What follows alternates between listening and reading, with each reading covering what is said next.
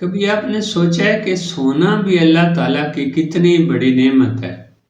ہم روز بستر پر لیٹتے ہیں، کروٹیں بدلتے ہیں اور نیند کے مزے لیتے ہیں، مگر انسان سوچیں اگر کوئی لیٹ کر سو ہی نہ سکے۔ آج کی کہانی ایک ایسے ڈاکٹر کی ہے جو اپنی بیماری کی وجہ سے سالوں سے بستر پر سو نہیں سکا۔ آئیے سنیں یہ دل کو ہلا دینے والا سچا واقعہ جو ہمیں یاد دلاتا ہے کہ اللہ کی نعمتوں کا شکر ادا کرنا کیوں ضروری ہے۔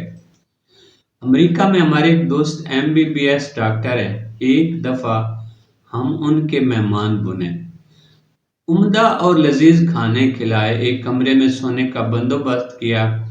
انہوں نے اپنے لیے بستر نہ لگوایا۔ پوچھا آپ نے اپنے لیے بستر کیوں نہیں لگوایا؟ کہنے لگے مجھے بستر کی ضرورت نہیں، میں بیٹھ کر ہی سوؤں گا۔ سمجھ نہ آئی کہ کیا کہہ رہے ہیں، بیٹھ کر سوؤں گا کا کیا مطلب؟ بتانے لگے کہ اگر میں لیٹ کر سوؤں تو منہ کے راستے میرے پیٹ کا سارا کھانا باہر آ جاتا ہے۔ ہمارے کھانے کی لائن میں اللہ تعالیٰ نے ایک والو رکھا ہے، فلپر، جو نیچے کی طرف کھلتا ہے۔ جب ہم کھانا نگلنے لگتے ہیں تو بند ہو جاتا ہے۔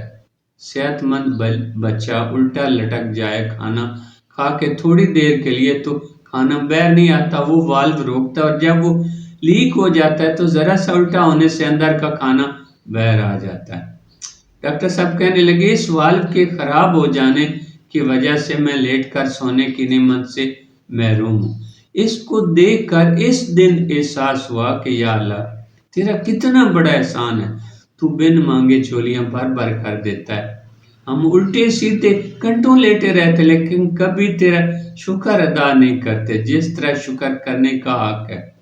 میرے مالک کتنے بڑے ظرف ہیں تیرے کہ تو ہماری نافرمانیوں کے باوجود بھی ہمیں عطا کردہ نعمتوں کو نہیں روکتا۔ کبھی کبھی اللہ تعالیٰ ہمیں کسی اور کے دکھ کے ذریعے اپنی نعمتوں کو یاد دلا دیتے ہیں۔ ہم روز کھاتے ہیں، سوتے ہیں، سانس لیتے ہیں، مگر ان نعمتوں پر شکر ادا کرنا بھول جاتے ہیں۔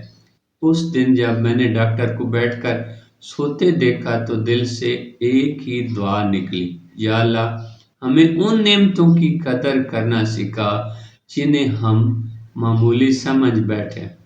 دوستو اگر یہ کہانی آپ کے دل کو لگی ہو تو دوستوں کو شیئر کریں تاکہ وہ بھی شکر ادا کرنا سیکھ لیں۔